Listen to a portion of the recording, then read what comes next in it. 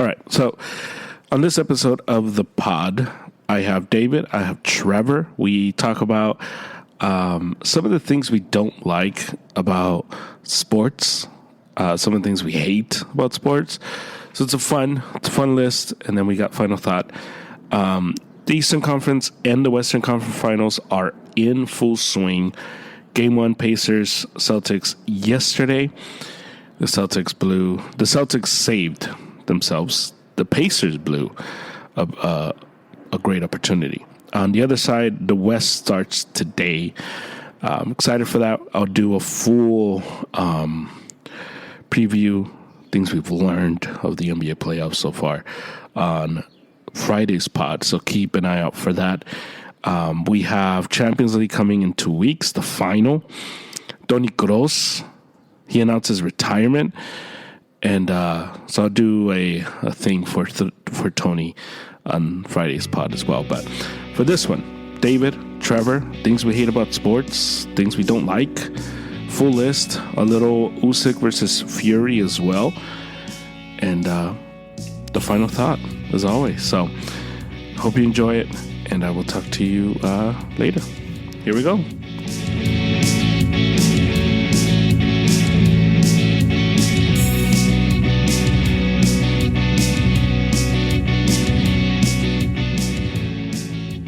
He's normally not in LA on the weekends.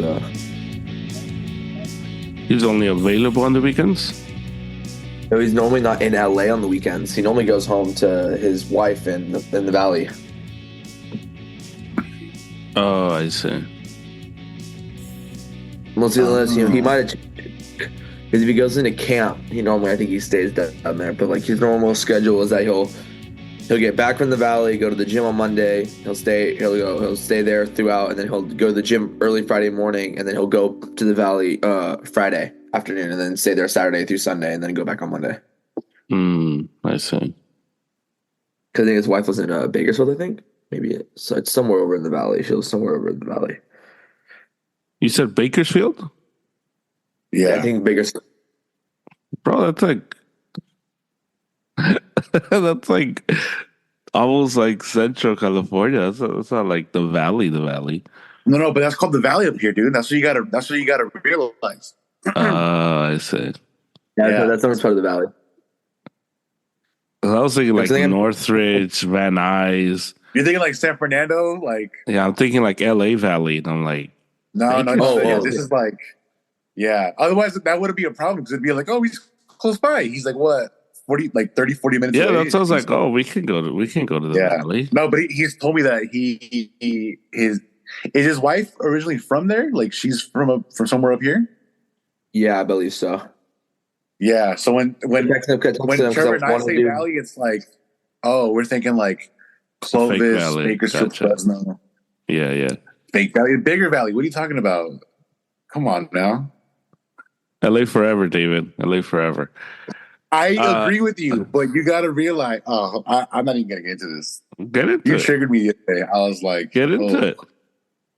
Nah. Okay, the cows thing, the cow comment, where it's like, was there not cows when I went on that walk? Hold on. There are cows here, of course there are cows here. There you go. I don't know. Hold on. But the vein in which you said it is like it's just all cows and like farms, which there are, but it's not the case. It's still wine country. I didn't say that. I know, but I know what you mean when you say, "Oh, there's cows over there." Like, there are cows over there.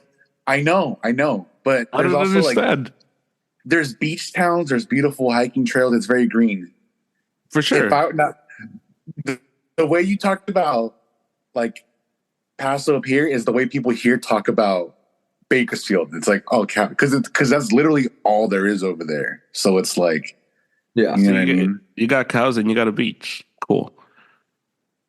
All right. We got like forests too. Come on now. We got state parks. Come on now. Cool. I like said it was. Trust me.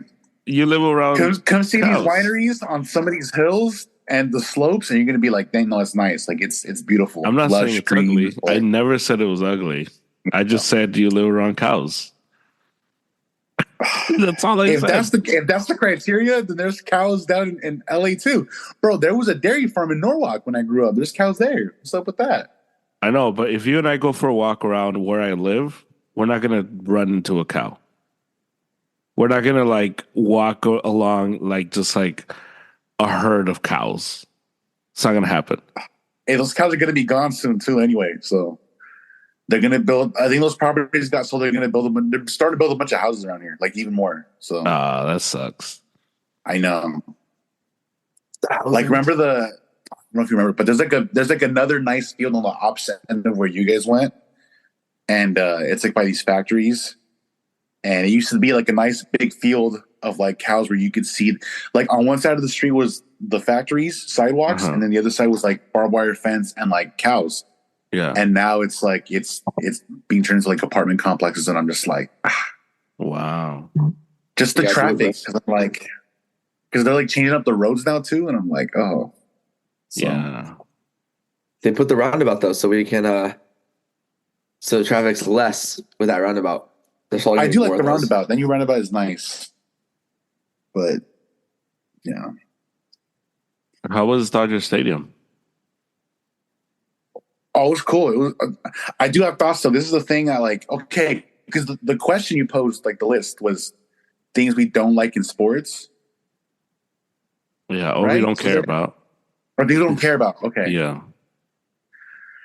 Can we start with this? Like, because this is like the. We'll start with whatever you want. Yeah. Bro. Okay. Jeremy, you know this. I'm not like a big baseball guy. I'm very much a casual. But that being said, I also do appreciate like athletes, high caliber athletes. I enjoy watching. So if I'm there for a game, like I'm there to like, I was like honed in on like what was going on, reacquainting myself like with the way baseball works as far as like, okay, that was a ball, that was a strike, the umpires, all that kind of stuff. I was like, all right, this is cool. But here's the thing, and I'm sure it's not just like a Dodger thing, but like we had our seats, right? And so, and the seats are tiny. I'm a big guy, so like I was sitting next to Sammy in our seats, and the 5 seats next to us were all empty, and we got there early. You know how us Mexicans do it. We get there early. So, bro, the game was at like 1:10. We got there at like noon. So we were watching the guys warm up. We went and got food. I got a Dodger dog. And so I sat right next to Sam, and my like literally half of his body was covered by just like my arm alone. Like, he's like, yo, can you move over like a seat? There's no one there. Just sit there for now. I was like, all right, cool. So we're spacious. And then I think it was like the 4th inning. Like we're already 4 innings in. The people show up in their seats. So I'm like, all right, I got to move. So I move over. Yeah. And bro, they were like they barely watched the game. Selfies the whole time. Like they were there just to post about being at a Dodger game. Like I even like I was like, he's also I saw the girl's phone, like selfie after selfie, like weren't even talking about the game. Whenever a big player would go up to bat, like Mookie, they would cheer for Mookie, but everybody else, like or Ohtani, like everybody else would like kick rocks. Right. So I was a little irked. I was like, all right, And then I heard these fans say, "Oh, let's go get food. Let's go get snacks." Okay. Mind you, they got there in the 4th. It was like the 8th inning. Yeah. And we were like getting ready to go because like you want to beat the traffic, get out of Dodger Stadium quick. So I was like, all right, let's head out after this strikeout. Let's go. Let's go to the car and then go get food. Yeah. And they still weren't back. I'm like, bro, you're missing like half the game to get food, and then the other half you weren't even here for in the stadium at your seats. So I'm like, what? What are you doing here? Like I don't get it. I'm like, so. Yeah, that kind of triggered me. I'm just like, dude, I thought we were here to watch baseball. I thought we were here to like. I don't know. I'm gonna cut this clip and send it to Harry. Have you never gone to Dodger Stadium? I don't understand. I have, but it was like I was like a kid. I was like like 12. So I wasn't as like. That was the last time you were at Dodger Stadium. When you were 12 years old. Yeah, because I didn't go like to any like, man, when was the last time? The last time before that, I'd gone to like, I went to some Angels games growing up too. So it was Angels and Dodgers, but it was like throughout high school, I didn't go to games because at that point I wasn't interested in baseball that much. I was just like, Gotcha. you know. Okay. And then we moved away from 19. Because the reason why I'm asking is because anybody who's listening who's gone to Dodger Stadium, who's gone to baseball stadiums, know like, yeah, this is what happens. This is the norm. This is what goes on every game. It's Harry's big complaint against the casual fans. When he comes after the casual fans, that's who the people he talks about. So he's gonna love what I'm saying. That's what I'm saying. Yeah, that's why I said I'm gonna cut No, this clip I and totally send it get to it him. because it's like, And so, yeah, I mean, another thing you're saying is like everything you're saying. It's like, yeah, welcome to a baseball game. okay, yeah, it was one of those things where like, I mean, because it happened. Like you move away from somewhere and you experience different things, and you go back and you're just like, oh, has it always been like this? Like this is okay. Yeah. And so for me, I was because you could see other fans that were like into it. They're about it. They're early or they're like one inning in and they're watching the game the whole time. They send one person to go get all the snacks and they come back with all of them. Yeah. But I'm talking like a row of 5. Like it was like 2 dudes, 3 girls. They all showed up in the 4th and then they all left. Like, and then I'm like, you guys still aren't back yet. Like, did we pay the same amount? Like, I thought you were here to see someone play ball. Like, you know, I was like, okay, so that's not what we're doing. All right. Yeah. It was nice though. It was like we had a little moment with my dad. So we were like walking around like the gift shops and stuff and everything. And we went and saw there was a framed autographed picture of Valenzuela, right? Yeah. And that was the first that was like the Dodgers that like my dad like first like resonated with, just growing up in LA, and he was, oh, this is sick. So we went and I was like, look, and he had like a little like that little boyish grin in his eyes when he saw him. And then I got him the I was checking out the merch, right? For all the Otani stuff and everything for Eli. But they had the LA Mexican flag blankets, like it's black with the red, white, and and green. And I picked one. I was like, "Hey, Dad, do you want one? Do you want it?" And like he was like, "What is it?" And I turned it so you could see what it was. And he was kind of like, and he was like, "How much does it cost?" I was like, "It doesn't matter how much it costs." I was like it's a gift. And he had like a little twinkle in his eye, and I was like, and I just leaned over and I was like, "What would 12-year-old Pedro want right now?" And he was like, "Yeah." I was like the kid in you, like, what would the kid in you say? And he looked at my mom. We're like, "Why are you looking at my mom?" Like, and he's like, "Okay." And I was like, "All right." I was like, "Enjoy it, dude." I was like, "Enjoy it," And he was like, "All right." Yeah. Because he was all decked out like his little Dodger gear. So I bet for him it was fun, But and it wasn't too hot. Like it was warm. It was like what, 71, 72, but there was still like a nice breeze, So yeah. But no, we had a good time. We saw did Eli say your boy Ellie De La Cruz? Ellie De La Cruz, yeah. Yeah. Right. That was cool. Also, I forgot how like just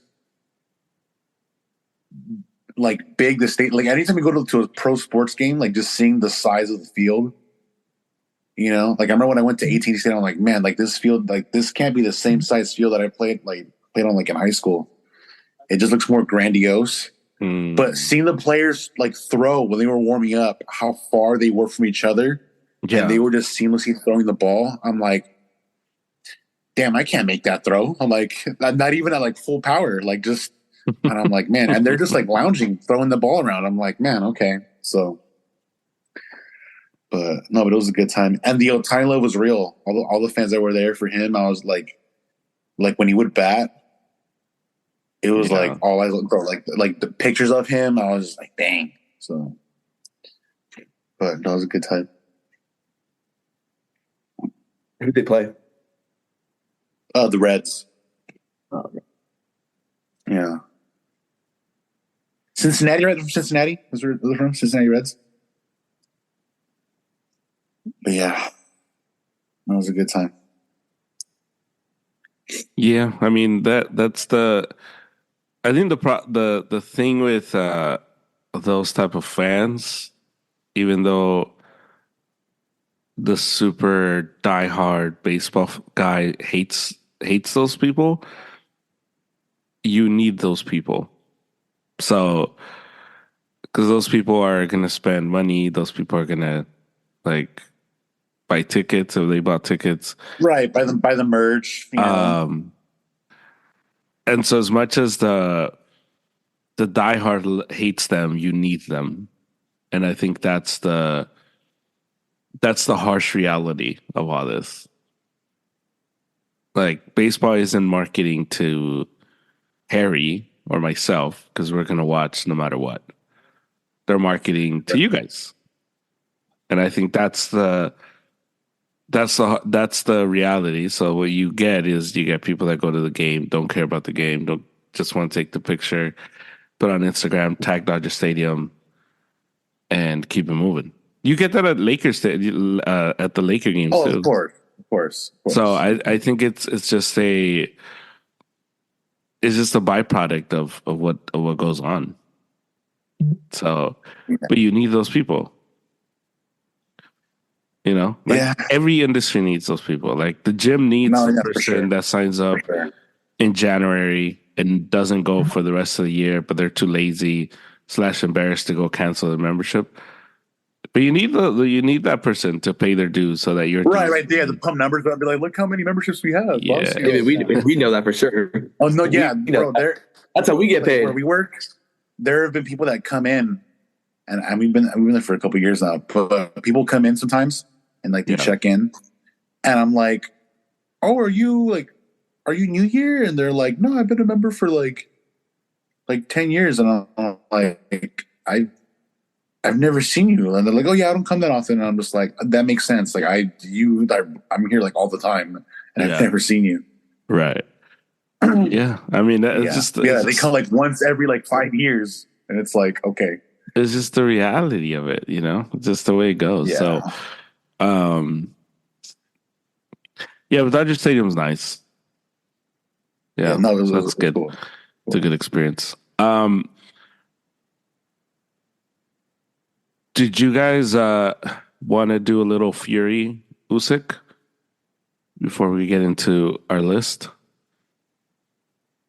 Yeah, of course. I haven't watched the fight in its entirety. I only seen the highlight. Casual. Come on, bro. I couldn't find it anywhere. Dude, it was on during midday. Did you have a gig or anything? Did you? I could have watched it. I had two. Yeah. I did. Oh, you did have that? Oh, okay. Yeah. Yeah. I had one like from 2 to 4:30, and then I had another one like from 6 to 9. And they were like at different. Like one was in passive, one was in slow. So. Yeah, no, I know. I'm pretty sure Fury. Normally, I would have been able to watch it if I didn't have that first. I would have been like, oh, let's put it on. You know?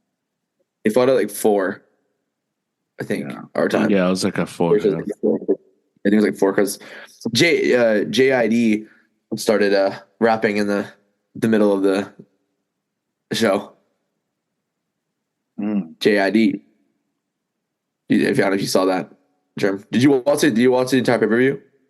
Yeah. Everyone was like, who is this random guy rapping? And I'm like, y'all don't know who JID is? Damn, that was me. I was like, who is this random person rapping? JID is? I was like, okay. I was surprised he came out and rapped. I was like, I thought we moved away from music during boxing matches now, or like concerts during boxing. But no, it was who was on the undercards? Did anyone cool fight on the undercards? The Crusher was back. Who? Kovalev? Yeah, Sergey Kovalev. Yeah, he lost though. He's still dang, I didn't know he was still fighting. Yeah, he lost. Had he won, he was supposedly going to fight Zurdo. Supposedly, had he won. Oh, Yeah. bro. There's Hey, Kovalev and I was thinking your wedding when I think of Surlo because you fought that day, bro, against Bivol. Oh yeah. Yeah, I remember. David Galvan was like, "Yo, I just watched the fight before the reception or something," and I was like, "Oh, they fought today!" Like, oh, yeah. I'm like, "Damn, Surlo's still fighting too!" Like, I thought he like didn't make weight his last couple fights or something. He moved up. He's not fighting at. Oh, he did. No, he did move up, right? Yeah. He fights at cruiser now. Bro, when people thought he was like Canelo's boogeyman, like they just keep propping up different guys every couple months. Like at one point they were like, when he was at light heavyweight, yeah. Yeah, because he had moved up from super middle for a few years, and they were just like, "Oh, like, do you think?" And like, I think Eddie then also realized, like, dude, like he's just way too big. Like even when he made super middleweight, like he barely made super middleweight, and then and now he's moving up from. Is he a cruiser now? So it's like, dude, like, why would you want to fight him? Like that? He just recently had a fight at cruiser. Forgot who against it. I forgot. It was against some random guy. It's kind of like the Crawford thing, where it's like, what, like if we lose, I mean, okay, we jumped up a couple weight classes. Okay. Yeah. Well, remember when they were trying to like pin Canelo versus Usyk? Yeah, that crazy idea too. For after like, that press conference for like a week when they were like, "Oh, he's gonna fight Makabu at cruiser," and you and I were just like, "That like, okay? What are we doing?" Like, yeah, that was like Canelo was still like at least physically on the because he was like what maybe like 30, 31 or 29. Yeah. I don't know, but I was like, I'll watch it because he might even pull it off. I don't know if they would do like I'm like, take my money. But now that Canelo's like 33, 34, I'm like, okay, let's calm down. Let's yeah, but Usyk Fury, which turned out to be a really good fight, and it turned out to be an event worth it for just all the weight that's going to happen. It gets pushed back, and it finally takes place, and it was worth it. It was a great fight. We're going to get a second one, which is good. And I think you said there was a rematch clause, right? For both. Yeah. And for 12 in October. Yeah. Okay. So I think the fight, I don't know what Usyk does to these like bigger guys that he woos them to forget to just use their length. And the first like 6 rounds or so, I thought Fury was in control of the fight. He was keeping him off. He was landing that, the all these little shots that he typically will land, the little uppercut, and just like he's just like dicing him up, and I'm like, okay, like Usyk can't do to Fury what he did to AJ, and Fury's gonna walk into either a unanimous or a majority decision win, and he's just gonna collect the points, walk away, very Floyd Mayweather-esque. And then it flipped. And then Fury started feeling himself. Fury started to get a little too careless with his just like taunting and all that. And I was just like, you're winning, but you haven't dropped him for you to be this like this confident. Like with Wilder, it made sense. He had dropped him. It was like the third fight already. Like we all knew that Wilder had nothing for Fury in terms of like boxing. But I was like, I don't know, man. Like, I don't know if you should be doing this. And then the whole fight flipped. And it was such an interesting, just like dynamic how it's almost like Fury got drunk off his own confidence. It's crazy that he would do that against Usyk because he. I mean, so I watched a lot, but like with Wilder, like even though you knew he didn't have much to offer boxing wise. Once Fury did get a little overconfident with Wilder, Yeah. why would you do that with a guy that's a little more like savvy, like Usyk, who and he's sneaky with his like the volume of his punches and the amount of power he puts in them. It's like very deceptive. They're not like punishing blows, but they start to accumulate. Yeah. Because we saw with like AJ, like even like the second time against AJ, like he was just landing constant shots, but they weren't, almost. I mean, it's funny because they're both Ukrainian, but like Lomachenko does kind of the same thing, where like he lands clear, nice punches, but they're not really like they're not wowing you, but they're still there, Yeah. Well, because my whole thing is I felt like Tyson was doing a good job of like using like his range and his reach and everything like that. And I think that's where he wanted to flex on the idea of like, oh, it's a shorter, small guy. Like that was like his whole running thing going up into this. Like, he's the shorter, small guy. So like once he was dominating, he was like, oh, I'm gonna flex. I'm gonna like mess around a little bit, like taunt, because like look, I'm beating up the smaller guy that you guys all thought was gonna beat me. And then then the switch happened, and then it was like, oh. But I also think it's just a mix of like I think that the drop with Tyson getting dropped I think messed him up because I do not think he was recovered at all after that beating from that 9th round. Yeah. But I think it was also just a mix of he stopped he has to put the pace on Usyk. He has to keep going forward. Yeah. But Tyson's is like comfortable and he likes to just be like his little flick jab and he'll just sit on the outside and just flick do that and it's like Usyk was just taking those or moving and then just coming in still and it's like you need to be on the front foot. You're the bigger man. Put it on him.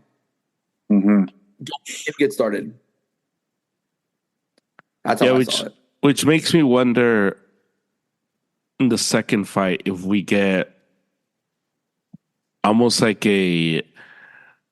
when Joshua fought Dries the second time, and he kind of just made it boring and was like, "No, you're not gonna get close," and I'm just gonna like point you to death. And he won, but everybody was like, yeah, the first fight was better. Then it almost makes me wonder if Usyk was able to do enough versus Fury to get Fury to second guess himself. Because Fury is like after Wilder knocked him down in the first fight, he was still the same. Like he didn't really change much. Right. He's still of how he fought Wilder. Yeah. But I wonder if having lost, I wonder if this is what gets him to shift, because when you go undefeated for, your entire career and then you lose, it's almost like you're almost better off losing in the beginning than you are Right. towards this end, because there's more at stake when you lose later. You're just like, I don't know. Like, and just mentally, you probably like, because I wonder if Fury is thinking, man, but I'm older. I want, if I was younger, this would have never happened. Which I don't think that's true, but maybe that's part of the calculations now that goes into those type of decisions. So I wonder what kind of Fury we're gonna get. He's got to go in there like all business, dude. Like he's got like with the killer instinct. Yeah, I think he's got to have like okay. And I love you brought up Joshua Ruiz the second time. During that fight, it was like you could see that Joshua had a clear plan of like I'm going to stay disciplined and just do what I need to do to win and just keep him off me. Yeah. Which is. Again, like that, you need that sometimes. You need that, like that structure of just like, no, don't do that. Yeah. Because you see it with guys that get too comfy and they want to do stupid stuff. But Wilder and Fury the second time because in the first fight, he boxed off the back foot, the jab distance. The second time he thought, Wilder's big and strong, but I'm also big and strong. So in the second fight, he went at him and he just annihilated him. So I think he's got to fight really smart and disciplined. but he's also got moments where he doesn't want to assert himself and not taunt. That's his biggest downfall because these gypsy guys, like him and like Billy Joe, it's like they're both very crafty, elusive fighters, but for some reason they feel themselves a little too much. And then we saw what happened to Billy Joe. And like with Fury, it's like, dude, you just lost your O, bro. Like, do you really think you can afford to be like showboating that? Like, say that for after the fight, man. Like, beat him first. Like, let's see you. Yeah. Let's see you jab and blocks, and at times assert yourself as the bigger man. Take it to him, and keep the pace on him. Like Trevor said, that'd be great because you do have he has great cardio.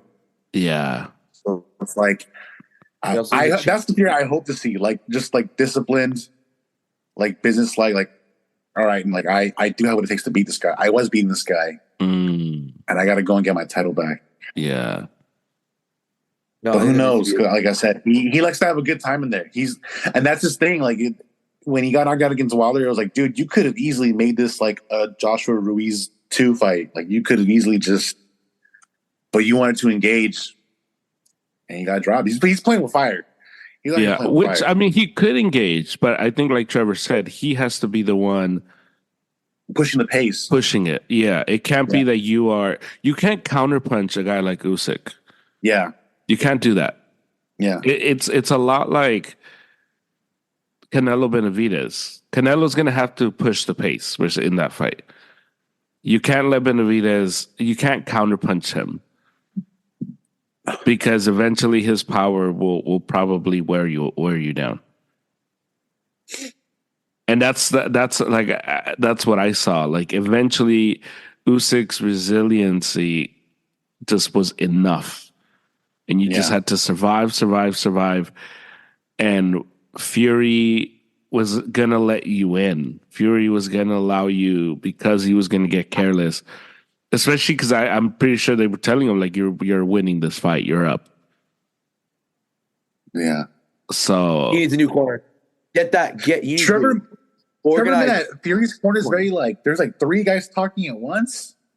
One of them being John Fury, and then the actual trainer, and then someone else. Like, well, you know how I feel about that trainers, David. So for sure. I mean, I'm with Trevor. It was in round 11. I saw the clip on Instagram.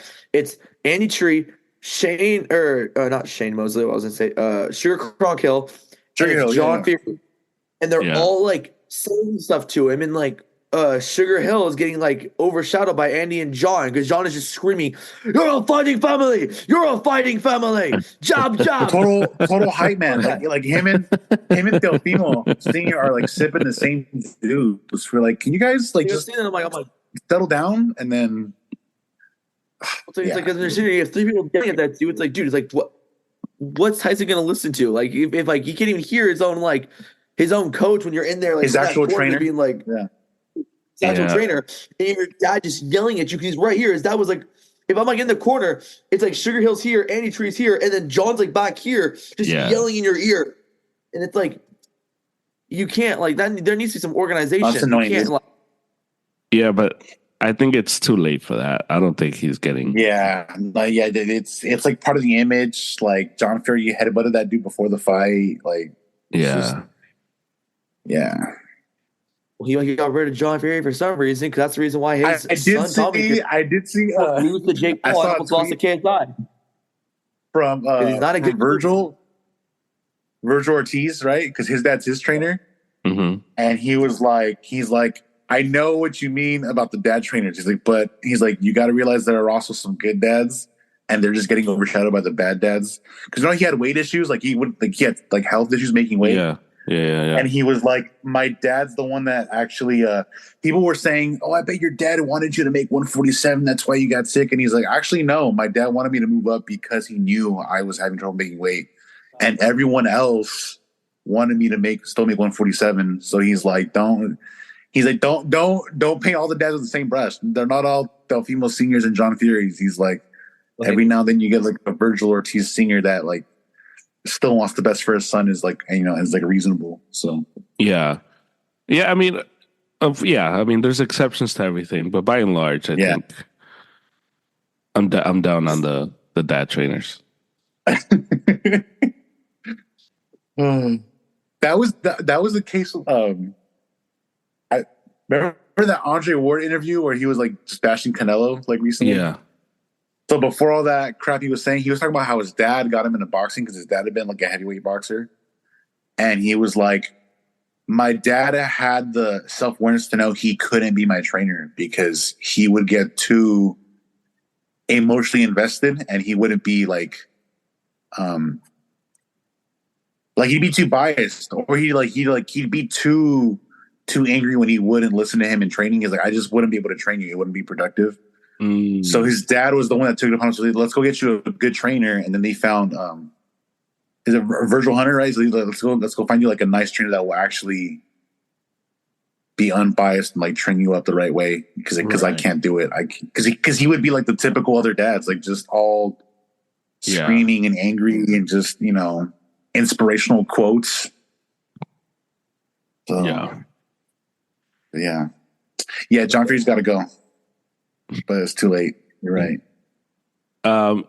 We have a list of the thing, and we've talked about these things. So, but last week I told you I wanted to do a list on things we don't care about in sports or things we don't like about sports, either or. Right. And Trevor's here, so Trevor has a few of his lists. So let's do this like draft style. Trevor, you get the number one. So you'll go first, then David, and then myself, and we'll just kind of go around giving the things we don't like or don't care about in sports. So I think my first one is, and I think all about this one is, so we have like the casual fans, you got the diehard fans, but then you got the delusional fans, like straight up delusional. Where you read their tweets, you hear them at the stadiums, and you're like, "What are you saying?" They annoy me so much in that, like, they annoy me because I'm just like, I was like, be a diehard fan, but at least like kind of be like David knows about this. Like, I might be a Ryan Garcia fan, but like I was honest about the Tank fight. Right. Even though I still said, like, I still made the bet with David, I was still honest. Like, I'm not gonna be like, I was like, he's probably gonna lose. But there's like some people like I see on Twitter and stuff like that are like, they just like die hard. There's like someone that was like writing for someone to like, I forgot who it was, to like, I forgot who it was. And but it's just like I see it now with like the people that are like the David Benavidez fans and the way that they like treat like Canelo and stuff like that. And it's like that's fairly obvious. And then like I'm inside the YouTuber boxing scene, so I see these guys that are like talking, like they have like their YouTuber fans, and they'll be like, "Oh, like this guy could totally beat like this guy." Like one of them was like, one of these guys was like in like, I was inside of a Twitter space talking to this one guy, and someone joined and they start going off about KSI, and someone says like, "Oh, like do you think like KSI could beat some pro boxers?" He goes, "Yeah, I think if KSI wants to fight at 200, I think that he could like be competitive with Usyk at cruiserweight." Yeah. And I was like, there's no shot. There's no shot. And he's like, do you think he beat him? He goes, no, I mean, I don't think he might not beat him. He might lose to him, but it'd be like a competitive fight. Like it'd be like a decision. He might lose it, bro. And I'm just like sitting, I was like, dude, like you can be a fan of someone, but like kind of they're essentially like, Cowboy fans, like, you know, just like every year is a year. Like you're letting like, and like the same thing with like the Benavidez Canelo fans are there. They're like always like, he's ducking. It's like every person can quote like all the people that like Canelo's he supposedly ducked and then he's fought. Yeah. So it's like, I think what annoys me about those people specifically is how many people don't understand the business of boxing. Yeah. And I think that part annoys me more so than, that's the aspect that annoys me. When someone's like, oh, he's ducking him. And I'm just like, shut up. Like, you don't understand that these guys are independent contractors negotiating at every turn. Every interview is a negotiation.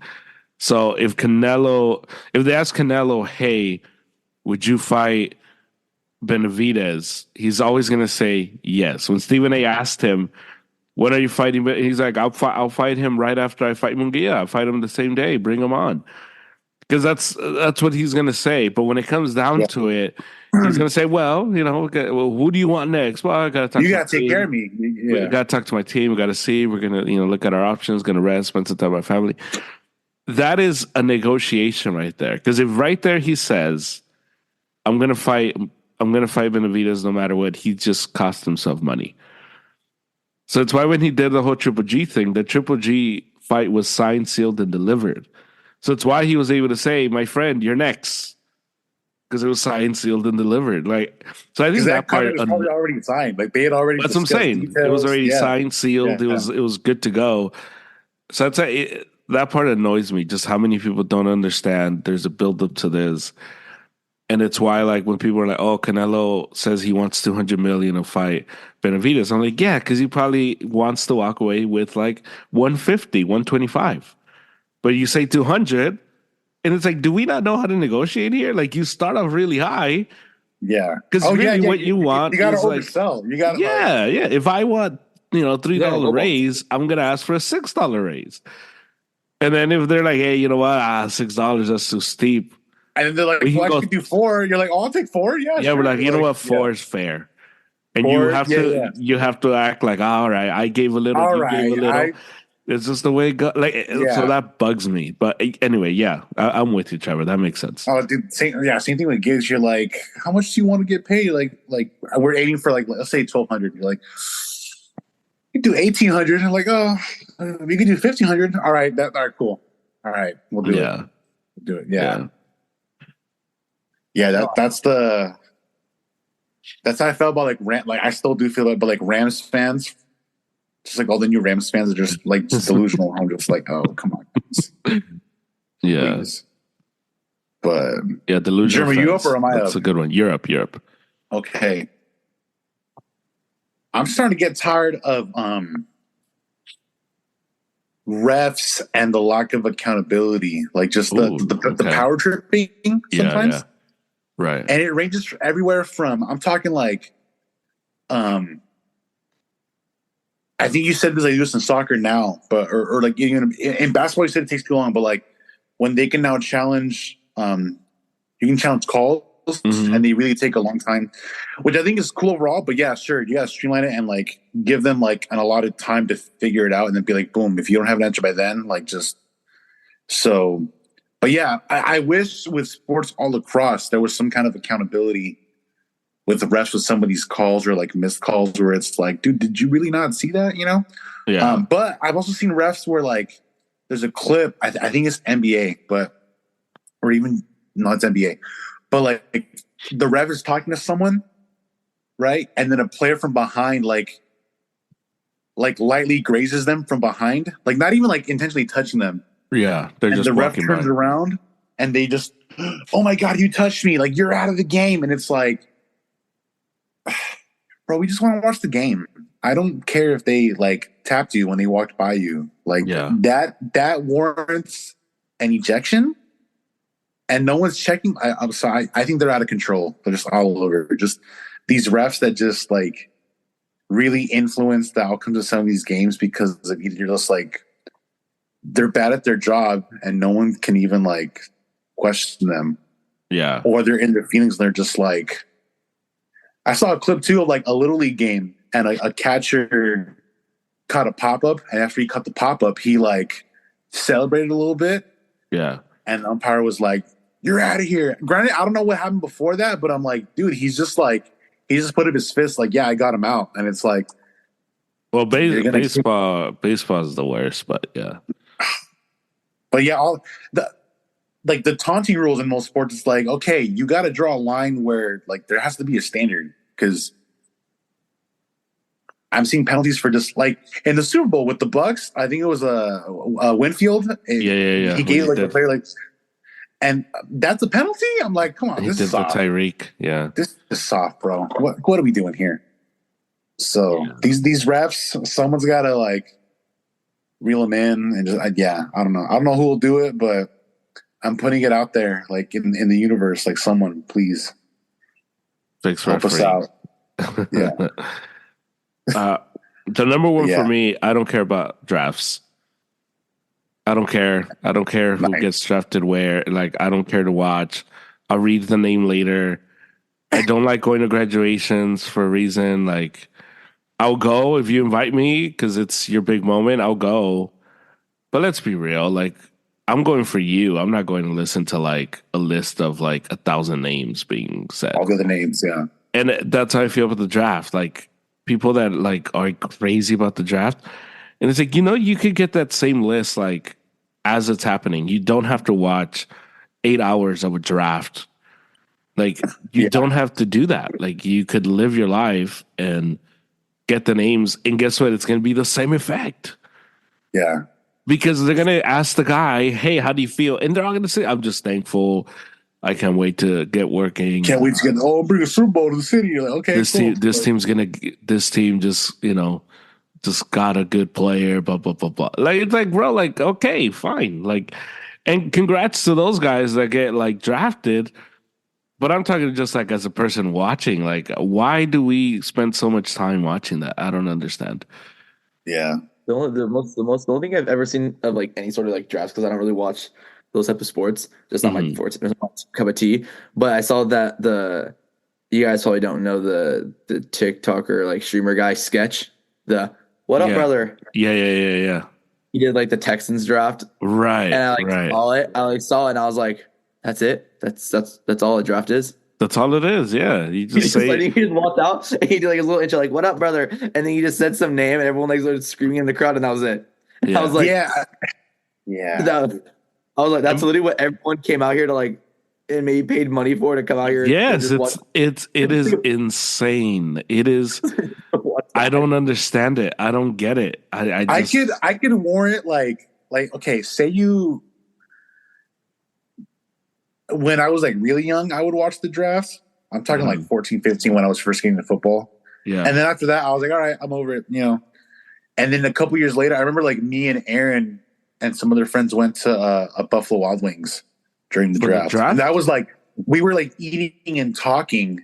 Yeah. And then, oh, cool. So got drafted. All right, back to my wings. And it's like, I could see that. It's like the background noise that you have on while you're like hanging with your friends. But to go and like wait for each call or to sit at home by yourself and just watch it, you're just like, you couldn't find something better to watch. Like, it's nuts. I don't get it. I don't know. I rewatched the Iron Claw last night just to feel something. You could have done that instead. You could have just. but I'm like, there's so many things you could have watched, like instead of the draft. I'm like, all right. Yeah. Trevor, what you got? Another one, I think that like it was kind of like a touch on. I think David kind of touched on it with the accountability thing, but I was just gonna say like scorecards, just in like even MMA, not even just boxing in general. There's just been some that are like in MMA too that I've seen. Like, what are you watching? And I just I genuinely sit there and I just go, as someone who's judged before, who's still new to boxing and stuff like that, it's like I'm still just genuinely confident with just like what I see. Like I've like had to read the rules of boxing, learn how to judge because I've had to go judge influencer cards. So that's why I always judge fights, stuff like that. I do my own scorecards and everything like that. And it's like I sit there and I look at like I see like maybe like me and Jerem have pretty similar cards for Tyson or Jerry Usyk. Yeah. I think I was pretty close to with Chris Mannix's on like other people like or other people's unofficial scorecards they put on the screen. I'm like close to those too. Yeah. And then after I just see it, I'm like, what were you watching? Like genuinely, it's like, did you like have your back to the entire fight and we're just watching the crowd the entire time at this point? And I was like, I literally don't understand how you guys like, and like even with me, it's like you guys are trained. You guys are professional judges. You guys like go and like have to like learn how to do this like professionally. Yeah. It's like, do you guys just not like? Did you not pay attention? Did you cheat your way through school? Like what? Like what did you do? By the crowd noise of each fighter. Like when I hear Canelo chants or when I hear like Mayweather, like I'm like, oh, okay, he must have won the round. Like they're going for him. Like, even that I don't understand. I'm like, okay, like I had like when the head guy was fighting like this one influencer card, and everyone's screaming and yelling, and I'm watching get pieced up, and I'm like, so y'all know he didn't win the round, right? Like I'm like, it's not like I don't understand how bias he plays in effect, but that's my opinion though. Yeah. It's pretty okay, dude. Remember the first Canelo Triple G fight? is it Adelaide Baird or Adelaide Bird? Her card was like so, and you and I are Canelo fans, like but she Right. had it like 118, 110 for Canelo, and I'm like, bro, even I know Canelo didn't win the fight by that much against Triple G. I'm Yeah. That like it that was like a nice. I was like, what? or What are we? I was like, what were you watching? The Canelo Mayweather one where it was That one like too. It was like a majority. I'm like, bro, Canelo got pieced up. You can't tell me that. what are we talking about right now? Yeah. Yeah, bro. I sit there, I just question just Uh, everything, bro. When I see that, I'm just like, how, like I genuinely feel more confident to judge than yeah. any of those guys that are sitting in that crowd. Like I feel more Same. confident. Like pay me. Why am I not out there sitting front Yeah. row fights? It's funny because I'll send like my card to Sammy to David's brother, and me and him typically We're pretty always close. yeah we're always just like right there. And so I'm gonna start sending you my scorecards too, just so that we can start comparing Trevor. But yeah, like it's nuts. Like sometimes like Mannix just drives me crazy. Some of his cards, like when we did the Outrageous Canelo one. thing, I started I started the pod talking about You how switched networks, though. You're I like, I didn't can't do watch this. it on the zone because I couldn't listen to Mannix. I'm like, dude, are you? He sometimes is he's like scoring the cards and it's like, so are you friends with this guy? Like I don't understand. Right, right. Like what are you talking about? Like he's like, oh, I just love the way he just had that good fury and that's like his thing. Like he had a good 20-second fury. Like it was what are you talking about, bro? Like what do you mean? It just he drives me He used insane. to box. Or is that no? It's Sergio, right? Or Sir? No, Sergio used to box. Yeah, Sergio used to box. Yeah, Mannix Sergio. is a reporter, so he covers like the NBA and stuff. Okay. And he's like a huge like Celtics homer. Like anyway, So he's kind of like Wade. He's kind of like a Wade, David, right? Chris Mannix would be like a Wade. Yeah. Oh, dude. Yeah. Don't get me so started, bro. yeah, so yeah, that's a good one. David, what you got? I hate the monopoly, not the monopoly, but the hold that regular Gatorade has over sports as being labeled like the premier sports drink. Dude, it's broke. Cause I'm gonna tell you why, and I'm gonna give Trevor his flowers. I'm gonna give him his flowers right now. So a couple weeks ago, I had like a stomach thing, and so I like the flu kind of thing, and so I was just like drinking fluids, just Yeah. And so growing up, like you drink typically, German, I'm sure like you probably drink like Sprite or like 7 Up when you got like the tummy thing, or a fever, or Gatorade, or just regular Gatorade, because you're thinking, oh, electrolytes. Yes, you need electrolytes, Right. And so dude, I've done that my whole life, I was like, all right, cool. And then, because we all know the sugar content in Gatorade is like it's insane, right? It's almost as bad as soda. Yeah. I thought, okay, let me actually read what's on the label and see what electrolytes are in Gatorade. And I saw that it was like 80 milligrams of potassium. And if you go down the rest of that little bar, it'll tell you like what that is as far as your daily percentage, like what you're getting, right? Yeah. And it was at 0%. So I'm like, why the hell do we drink Gatorade then? And again, it's probably because it was grandfathered in. Like when they first made Gatorade, it was like, okay, yeah, but like, dude, if you look at like Body Armor, or now they make Gator Light, right? It was like Gator Light has like a nice amount of like, yeah. But Prime, dude, I looked at the bottle on Prime, and I was like, okay, Prime at least like it has like a ton as far as like the percentages. I'm like, all right, like you're getting a much better drink as far as servicing what you need in your body to play sports. So I'm like, why is Gatorade still here? Like, why? So that one's, I'm just like, okay, just the brand. So bro. we just, Is there a possibility though that that professional athletes aren't drinking the same Gatorade that the normal guy is drinking?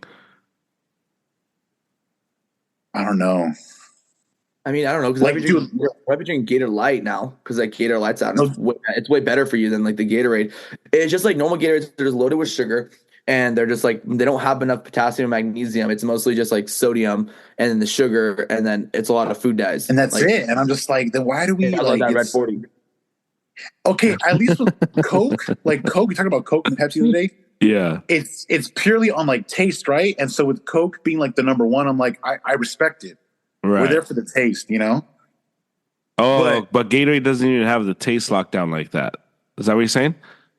Well, I mean, the taste is like it's solid, it's good, but I'm like, for the practical purpose of it, I'm like, you're not even doing your job. Yeah, it's like, why am I? So I'm just like, Gatorade, I'm over it. I'll buy Body Armor, Gator Light, or it's kind of weird saying Gator Light, but it's still Gatorade, or Prime. I'm like, damn, dude, like it's really that lopsided with like what's. I'm like, all right, cool. So no, it's just I don't know. There you go, Trevor. They all go back and forth because it's all like Body Armor has their stuff. Like Prime is mainly potassium, magnesium. There's just no sodium. That's the reason why it's sweet. Because it's targeted toward kids because kids will like the taste because it's more sweet because there's no sodium. But the other mean is that you also get your salt content in what you eat. So technically, for sure, yeah. You can be drinking your salt, but you don't need to be drinking it. So it's like they're like is mainly my higher magnesium, potassium, which is harder to get. Yeah. Unless you like downy bananas and stuff like that. But it's like that's the difference. And then the Gator Light's way healthier. But it's like, yeah, no normal Gatorade's crazy, bro. Like that, like 40 to 50 grams of sugar or something like that it has. The Red 40, which is like a really bad dye for you. That's why it's so dark red. On top of just like having so low of magnesium and potassium and just really high sugar and sodium. It's like, dude, it's night and day. Yeah. So, yeah. I found out about Gator Light from I was at the bars with my UFC with coaches, and we were just chilling and stuff like that. And he's like, I just feel like dehydrated. So he's like, I was like, I'll go with you to the gas station, like down like a little bit far from the bar. So we walked in there, and I'm like looking at the Gator. I was looking at the Gators, and what Gator do you want? He goes, do they have Gator Light? And I was like, what's that? And I saw it at the top. And I was like, oh, like, and I picked it up, and it's like, is this like Pedialyte? He's like, yeah, it's just Pedialyte, but like Gatorade's version. He goes, it's way better than like normal Gatorade. Regular Gator, yeah, dude. I had two the other night. I had a rehearsal and I forgot to bring a water bottle, and so I was like driving home like from Slow, and I was like, dude, I'm parched, like I'm drying up here, you know. So I went to the gas station, and they had like a 2 for $4 on Gator Lights, and I was like, I'm gonna slurp these down right now, and I felt amazing. Oh, they're really good. So I haven't had those, so it's just like Pedialyte. Like they're like square. They're like square. The taste is a little more like Pedialyte-ish. Like it does have that kind of like yeah, but it's less sugar, right? Is that what you're saying? It's less sugar, less calories, and just more actual electrolytes that you like need. You know. Gotcha. Okay. It's actually like basically more a sports hydration performance. Yeah. Not Gatorade. It's like a sugary beverage. Yeah. Yeah. And then Prime is even like lower in calories, so it's like that. Like that's what I'm saying. Like they all have different things they're good at, and it's like you just like. But definitely, like, PSA, definitely do not get Gatorade. That's all I'm gonna say. So they all capitalize. If I see you and you're an athlete, and I see you sipping on Gatorade, I'm gonna think you're an idiot. That's it. That's all I'm saying. Straight up, bro. Straight up. But if Gatorade wants to do a sponsorship, we'll start drinking Gatorade like nobody's business. I will do. I was gonna back that thing. No, there's like it'll be the regular like, Gatorade logo, but still make it Gator Light for me. I gotta stay. No. Yeah. No, the other thing is that like they all like that's where they all capitalize well. Is that's why it's good business. Is because they all looked at like what the other brands are doing wrong, and they adapted to that. So it's like Prime looked at it, they're like, okay, like these drinks are super high in calories, they're super high in sugar, they're super high in, they're really low on these electrolytes. So they're like, okay, let's make our beverage this, and it's super sweet because we've upped the potassium, magnesium, we've lowered the sodium. There's only 2 grams of sugar, and it's no artificial food coloring or dye. No, there's no food dyes. They're all just naturally colored, and it's and we're also low cal. That's the biggest thing. It's like 25 calories. Sign me up, bro. Sign me up.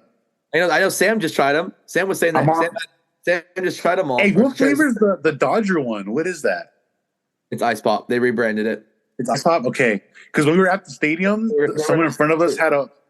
they had a Dodger Prime bottle like in their cup holder, and Sam was like, "Oh, look, it's Prime," and I was like, "Oh, we just sent it to Trevor," and then he was like, "What flavor is that?" Because the bottle's literally like it's got like the ball, the little and then like it's blue and white, and with the Dodger logo. And I was like, I don't know actually, and he's like, yeah. Well, I was like, I'll ask Trevor to see it, but now we know Ice Pop. So it's Ice Pop. Yeah, because they were gonna do the name like I think it was I don't watch baseball, but you guys can quote me on this. It's like a fly. It's a fly because they were gonna call it Ice Pop Fly. Was what the drink was supposed to be called. Fly, yeah. So it was to play on that. But then they're like, oh, like we don't want to do that because the people probably won't buy the Dodger beverage because it says Ice Pop Fly and we already have an Ice Pop flavor. So they were like, we're just gonna call it the Dodger one, and then if you drink it, it's Ice Pop. Nice. Sign me up, dude. Second one for me is pregame shows. Pregame like anything, and postgame. I don't care for them. I don't like. Wait, is this like the analysts, like the? Yeah, just like.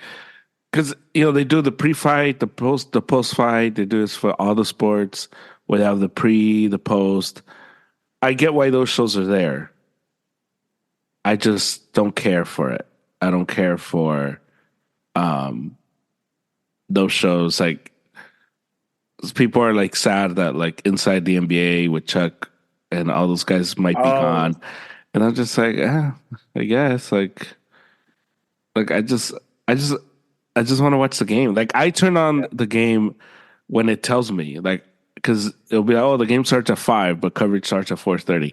I don't care about your coverage because most of your coverage. I'm putting on the game at 5 then. Like, yeah, most of your coverage is commercials anyway because you're trying to sell all the ads before. Yeah, and I don't really care what the analyst has to say.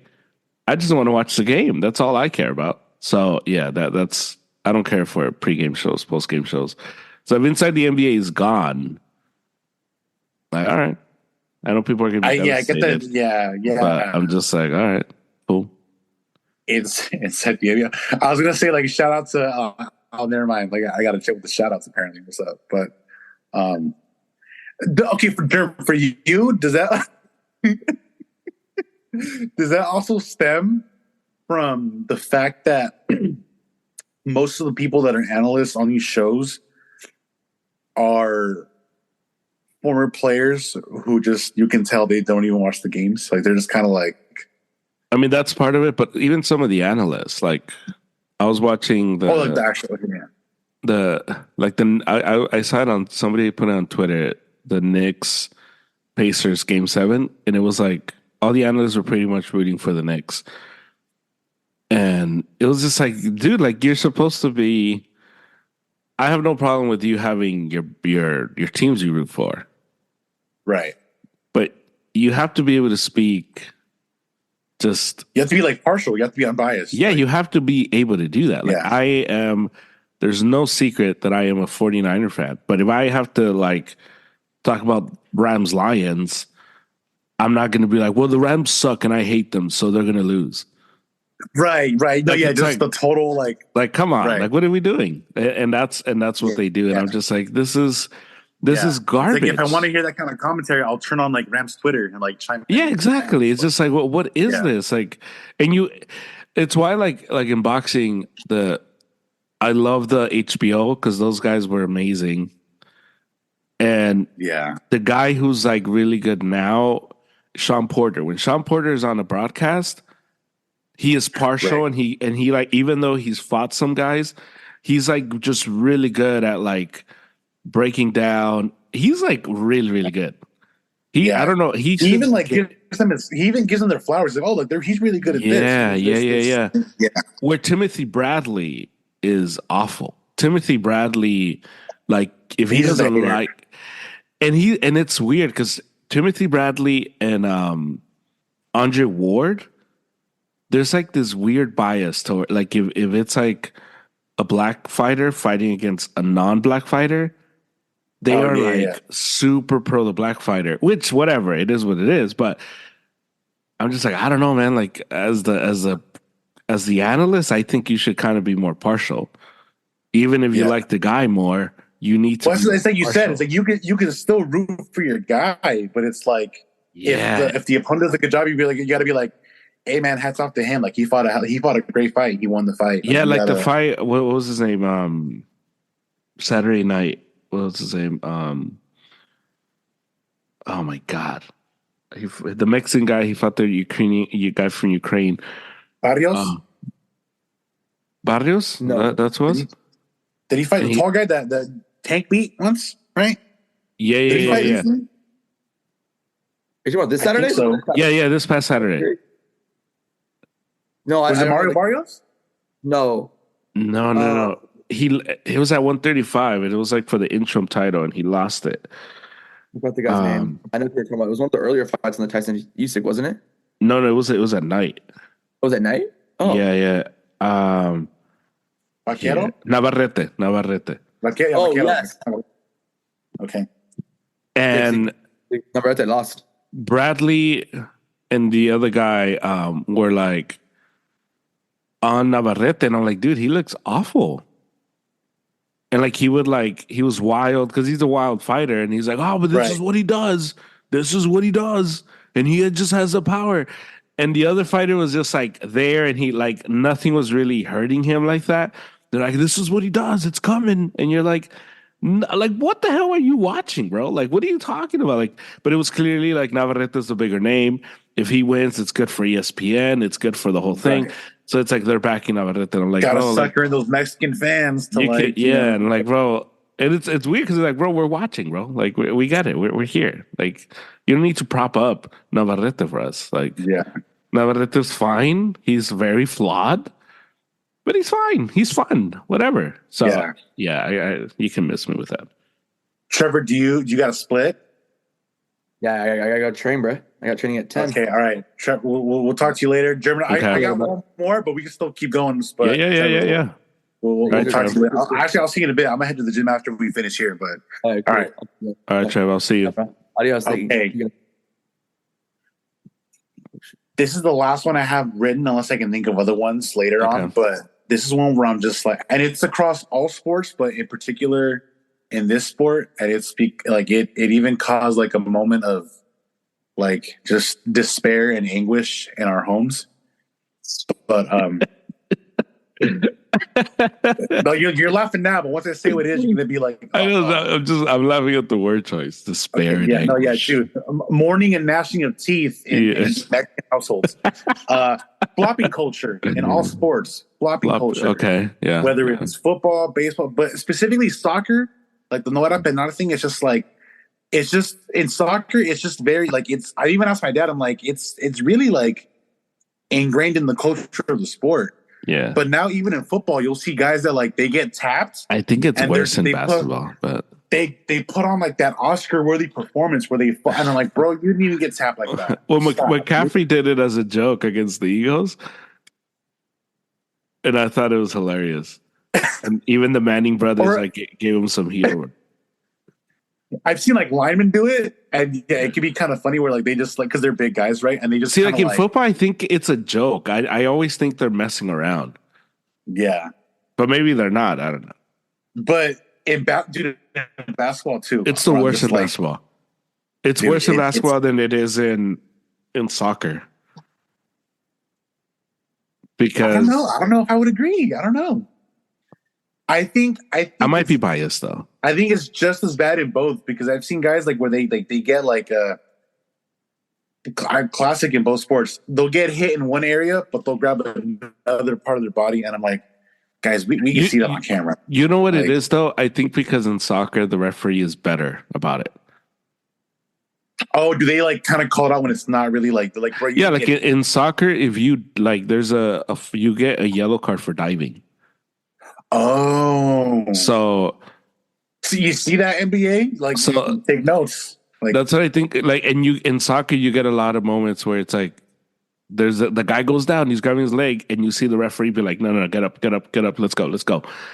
So maybe that's why, like, it is great. Like, it's it's comical in soccer because the guy's like, like he, his legs got chopped off, right, and then like 3 seconds later, he's like running full speed. They're rolling on the ground. They're like, get up, dude, stop. But in basketball, they always believe the quote unquote victim, where it's like, bro, it's very. But it's very like LeBron gets hit in the head, and he's like for the next 15 minutes just like checking to see if he's bleeding, and he's just like like bro, like oh my god, and you're just like you're not bleeding, LeBron, like you're fine, like you're 6'8", like what makes it worse in basketball is you get these moments like LeBron will drive, he gets hit and one, and then he does the shoulder thing where he Right, goes like, Lord. Oh, yeah, yeah, and yeah. you're like, okay, bro, you can't do that. And then another play, like flail your arms because somebody bumped you. Like pick one. Yeah. You got to Yeah, pick one. yeah. That's like be tough or not, bro. Like Yeah, that's why I think in basketball is the worst. that was the biggest thing. Like when I played football, most guys we would always like rag on like other sports. We would always be like, oh, they flop in this, blah blah, and they were Yeah. like, football's a sport where it's like you almost pretend to not be hurt so that you can keep playing. Right. Yeah. Whereas like in other sports, it's like you get touched and you're like, whoa, someone tended me. Where's the ref? Like, give me something. And it's like, and in football, there are guys out there with like broken like limbs and they still want to play. Like, I think Arian Foster had like a broken collarbone for most of the season when he played. And it's like, he wanted to get paid. He was like, I can't let them know that I'm hurt. Yeah. Well, I think what's also like a thing in the flopping industry, it's this idea of like you they come at it so grotesque, and it's almost like they're so proud of it because it's arms flailing. But in soccer, you not that you need to flop, but because you're running at full speed and they're like sliding at your legs, Right. you're trained to fall. You're trained to loosen your legs so you can fall so you don't get hurt.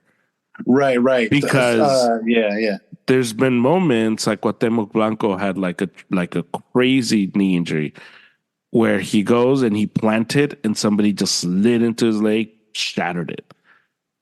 So there is the training of when you're running, you kind of almost loosen up your legs so that if there's a slide, you go down, but it's for your protection. Now they do like exaggerate and they do like, oh, he slid into me, whatever. But that's, where the referee comes in. Where in basketball, there's none of that. In basketball, it's just straight up flopping. That's why I think it's the worst because it's just like what are we doing? Well, it's like so unchecked. Bad. It's just like it just runs rampant without any kind of like repercussions. Yeah, and NBA refs are the worst, man. They're awful. Like, because football refs are they'll make mistakes, but they're not as bad. And then soccer refs, like for the most part, can be pretty good. It's just the NBA guys that I'm just like NBA refs and the umpire with the strike zone, huh?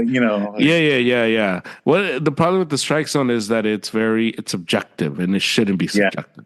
That's the problem. At this point, it's like you can't. Yeah.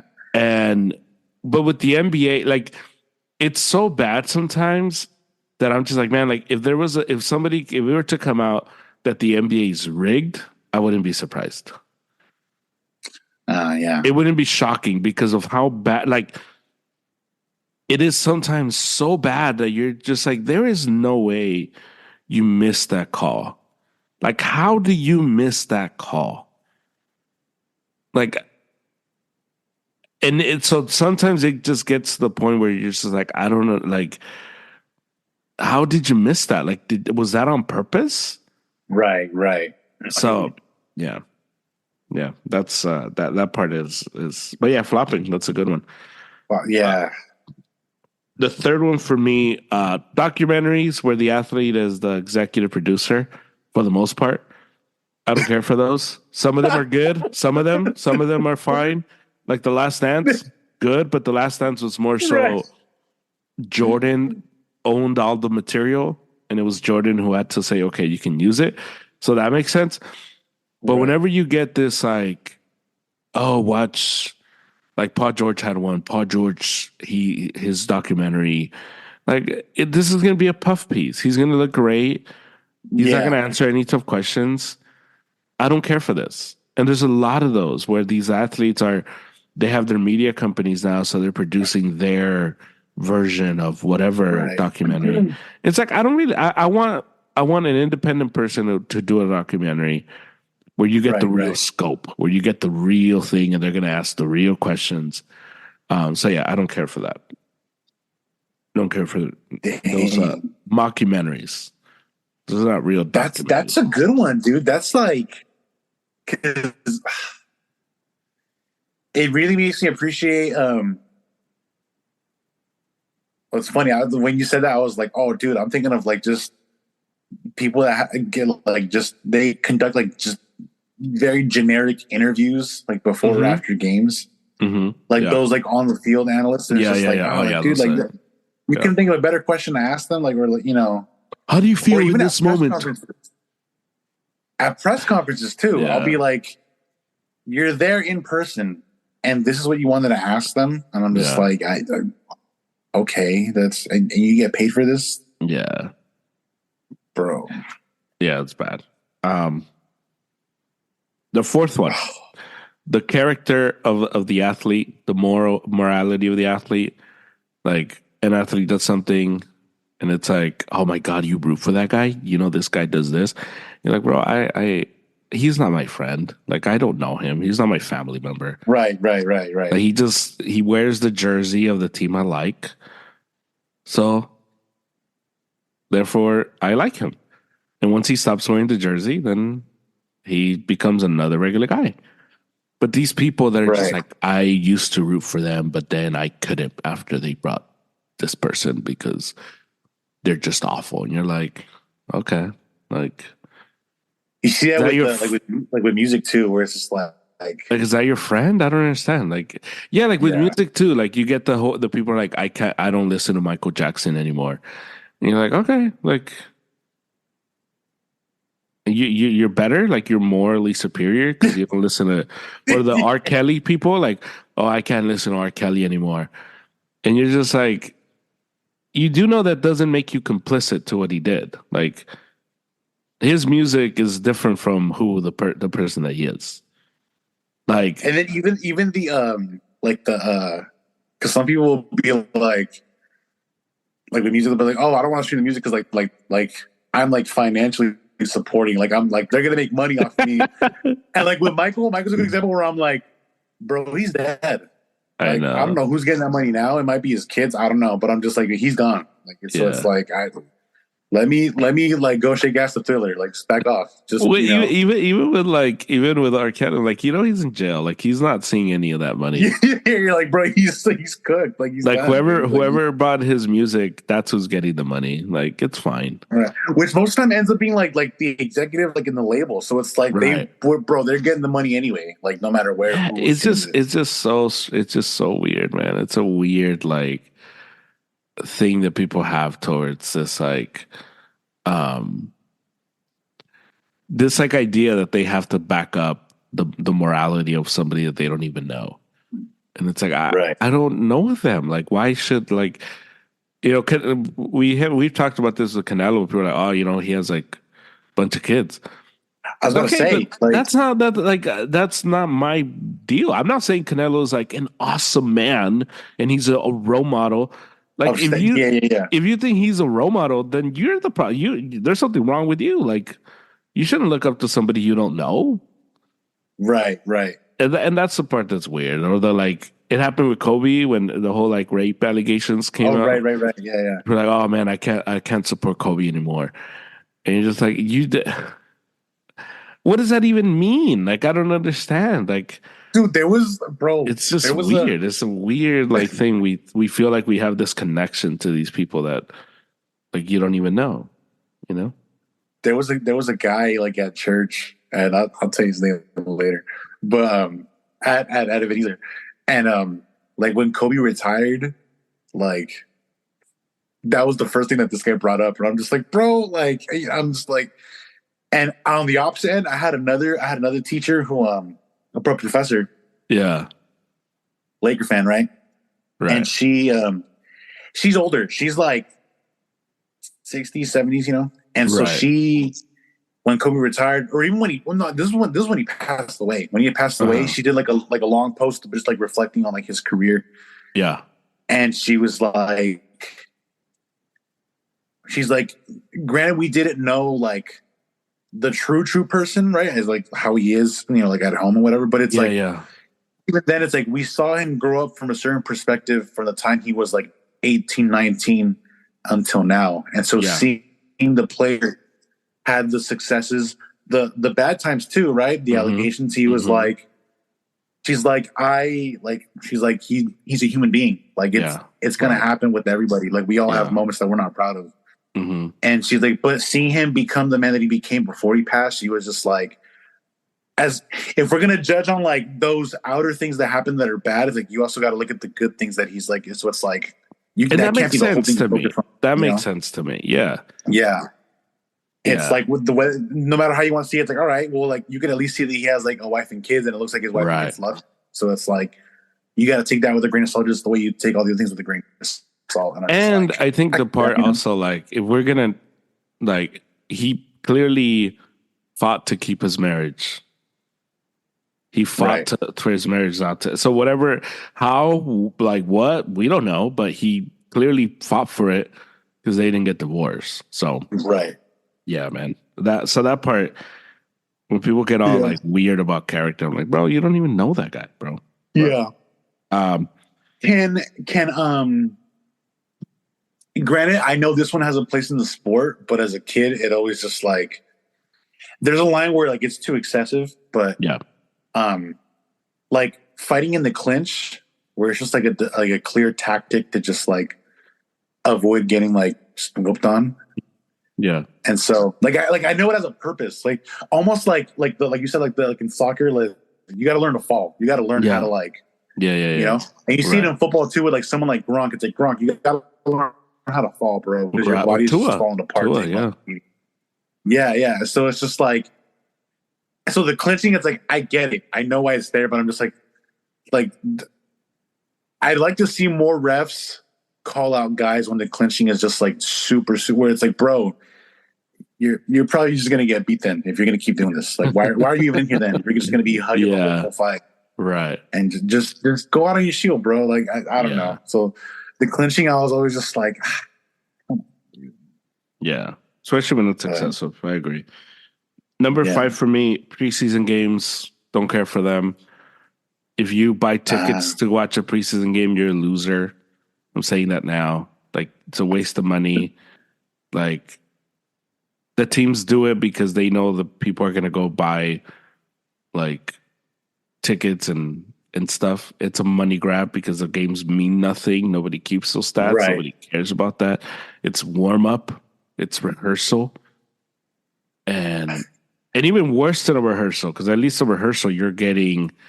Like if you go watch a rehearsal of a play or what is right before opening night? What is it? It's the dress rehearsal. The dress rehearsal. The dress rehearsal is like the real thing, and you're getting the real like guys. Like you don't go to a dress rehearsal for a play or for a musical performance, and you're not getting like some randos like playing the stuff.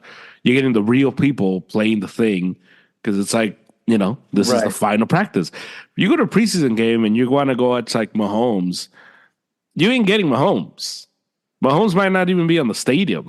Like, so I just the people that like think like, oh yeah, I want to go watch the Chiefs, man. Like, no, you didn't. Like, you maybe saw Andy Reid, but even Andy Reid was just like whatever. Like yeah, bro, just run whatever play. Like, go for it. Why not?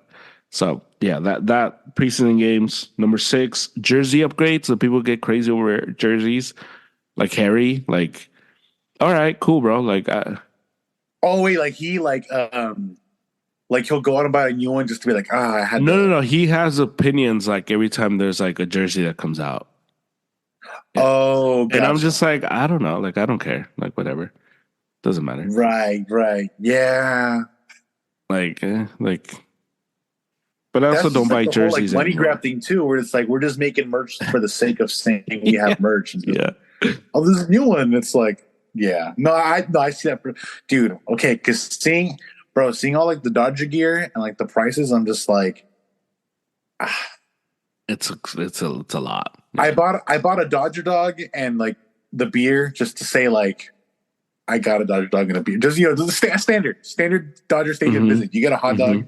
You know, if it had been a hot dog, it would have been like nachos. I don't know, like nachos or something, or like some Cracker Jack. But just dude, I saw like people buying all the merch and all the snacks, and I'm just like, and we were doing the math too. Where like me and my dad, like this is like yesterday. Yeah, we were thinking again like a group to go to a game, like like you guys and stuff like that. Just getting a bunch of us, and he's like, man, if you get like even nicer seats, like imagine how much it costs. Like you could like gotta pay for parking, your tickets. Let's say you have kids and you want to take your kids and they want like snacks and food, and it's like, man, like that's like an insane amount of money. But and on top of that, they want like a jersey too, or like they want like, oh, let me get a Dodger cap, or let me get like the Otani ball, the special, and I'm like, bro, that's $14, bro. Like that's a couple pizzas at like Little Caesars. I'll take the pizza after the game. Like it's nuts, dude. It's super nuts, but. Yeah, but like you say, you gotta support Otani. You gotta make sure Otani can sleep soundly at night. Like. Coaching interviews during games. Don't care for those. They're never gonna give you anything. They're never gonna. Like, when they're chasing like the college football coach, and they're like, "Coach, what did you think of the first half?" And he's like, we just got to play better." Like they're all gonna say that. Like, we should have come out a little more intensity in the second half, make some adjustments. I think we'll be all right. It's like. What can you do in the second half? We just got to stop the run. Like, all right, okay. All of those are. Yeah, we got to capitalize on some big plays. You got to make things happen in the end zone. We got to convert on third down. It's like.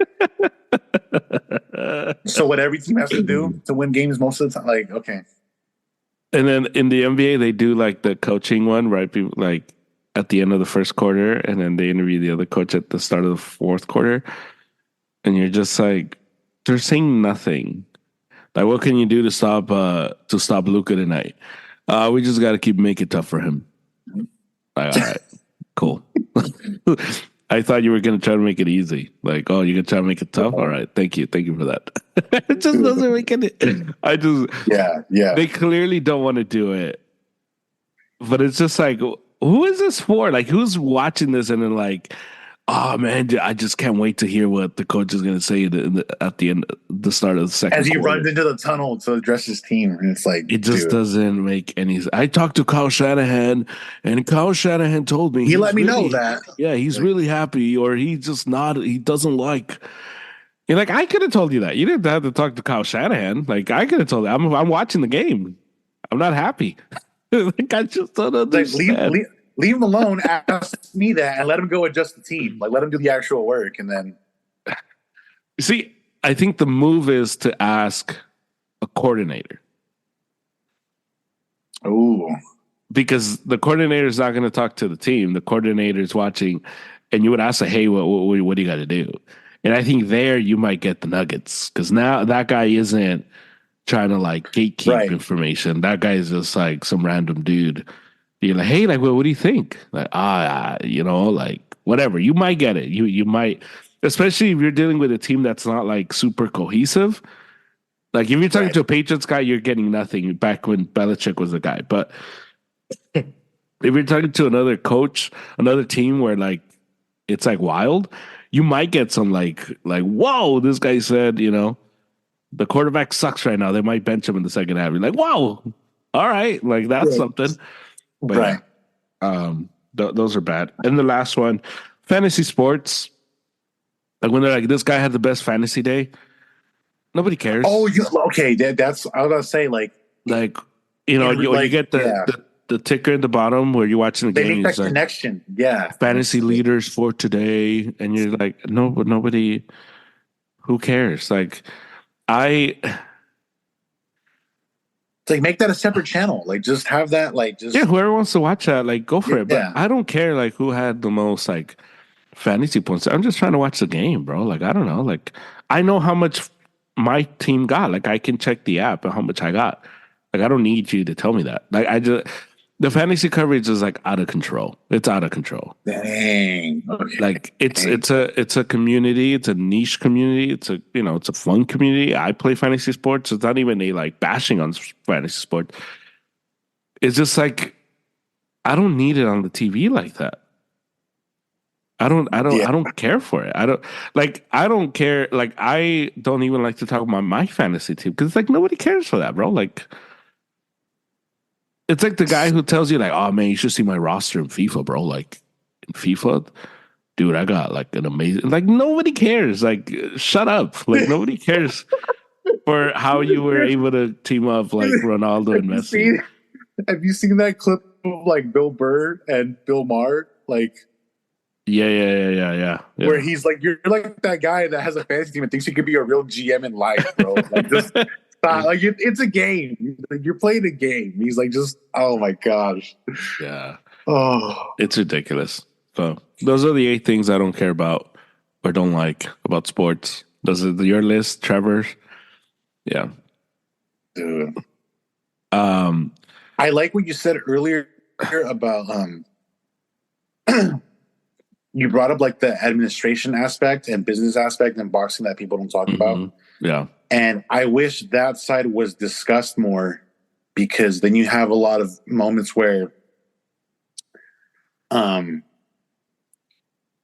lot of like hypocrisy gets like just like slid under the rug because that stuff isn't talked about or as prevalent. Yeah. And I'm talking about stuff like fights that in the past that were catch weights, or where fighters did use hydration clauses, and it's like a good example is like Marquez. Juan Marquez is like, dude, he talks about it all the time with Canelo, and I'm like, I could Google fights where you had clauses put on for fights, but you're over here pointing the finger at Canelo. I'm just like, I don't get it. Where people like want to like crap on like catch weights, and like Eddie Reynoso said this. He was like, you do realize that Pernell Whitaker and like Chavez was a catch weight, and no one had a problem with it back in the day. But for some reason, people just want to have like their panties in a bunch when they talk about like just how like skewed the rules are or the contracts. And it's like, dude, I guarantee you, Mayweather did this, Pacquiao did this, like they all did this. Yeah, you guys just don't know about it, and so you're over here thinking that they were like. That they were giving their opponents all these advantages. It's like the name of the game is like give yourself, if you're the A side. You don't think Floyd ever like remember when Canelo fought Saunders? Yeah. The whole discussion of like the ring size. Right. And it's like no one ever asked Floyd Mayweather, but I bet he was thinking about it. I bet he wrote it in the contract how big he wanted the ring to be. Yeah. Or what kind of material he wanted on the floor. So it's like, or even when he fought Maidana, big thing for that, I think the second fight. The gloves, like he almost canceled that whole thing because of the gloves. So, yeah. And so it's like, but again, like it's not just them. It's like, dude, everyone would do this, like, you know.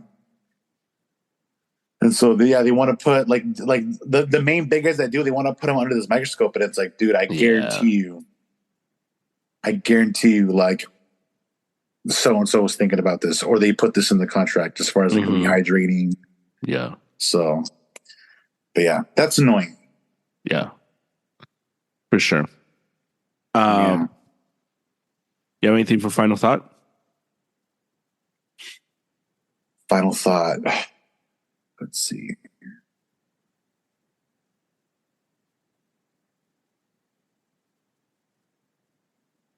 King Taco wasn't the same. King Taco, like, King Taco. Yeah. What'd you have? Yeah, the sauce was still like the red salsa was still good. Like it still hit. I was like, but like the meat on my tacos, when I got the tacos, I was just like, bro, these are a little dry. I was like, dang. I was like, all right. So like the nostalgia, like I said, like you live somewhere, you grew up somewhere. So I was just like, dang. I was like, we should have picked those. We picked King Taco because it's like there aren't any up here. You know, right. But after we went, I was like, it wasn't the same. Yeah. So you just got tacos? I got 3 tacos and a quesadilla with a al pastor. Nice. The quesadilla was good. The cheese itself was good on it, you know, and the al pastor was like juicy. But I got a taco de cabeza, lengua, and then one of a suadero, and like All Yeah. three of them were like just like a little bit drier than I would, and I was just like, damn. Like I had to drench them in the salsa, like to just like I was like, you know. Yeah. But Dang, that's bad. yeah, yeah. Yeah, I haven't been a King What Taco about you? ever, but that was never a staple of mine.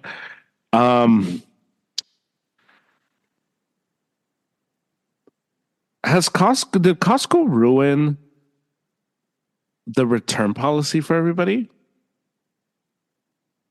Oh, what's this? What do they do? So, and this is not it's just like an observation. Yeah. I have an espresso machine, and the water pressure, something was off with the water pressure, and so we took it on Sunday to Best Buy. We still had some warranty. We took it, and we took everything. We take it, put it, and the guy's like, and we're like, oh, we want to do a repair, like the water pressure's off. Like I was like, oh, okay, like I can give you, store credit. You can buy whatever you want. Like like the guy did, like there was no like, what's wrong with it? Do you have your receipt? What's going on? Like it was just like, oh, it doesn't work. Okay, you don't want Go it. buy All right, something. Like just all right, here. cool. Here you go. Boom, boom. And I was just like, what? Like, okay, like awesome, whatever. And so it made me think, like, did Costco ruin it for everybody? Because the stories of like the ridiculous stories where people like buy something and it's like 6 months later they take it back because they just want their money back and they're just like gaming the system. Oh, I've heard of this. You Like, know what I'm saying? And it's like, yeah, or something goes bad, it's like, oh, just take it back. They'll give you your money back. You're like, what? And I was just like, dang, like, is Costco the reason? Because I remember when I was younger, you would go to a store to try to return something, and it's like 90 days, and you can't open it. You have to have the receipt. And if you don't have the yeah, I was receipt, like, like, da da da. yeah. And it's like, you don't get your money back. You can do an exchange or like, and that was it. And now it's like, it's almost like companies are like, we don't even want to deal with you, bro. Like, you don't want it here. Like, leave, get out of here. Here's your money. Like, we'd rather give you your money back than have to deal with you. Which I mean, it's probably the way to go. But I was just like, dang, like no question. Like I could have like walked in and said With a nothing. perfectly good one and said, and just been like, you know what, like yeah, like I don't know, like here. Because I offered the information. I'm the one that was like, oh, this is what's up with it. This is wrong with it, yeah. And the guy was just like, all right, cool. Like, do you want store credit? It's just like, all right, cool. Like, and I was just like, dang, Costco, I think ruined it for everybody. For companies, not for the consumer. Because obviously for the consumer, I was gonna say, like, I'm talking about from the company side. Like, if you're a company, right, and your return policy isn't as accepting, open, not liberal, but like as flexible. That's right, yeah.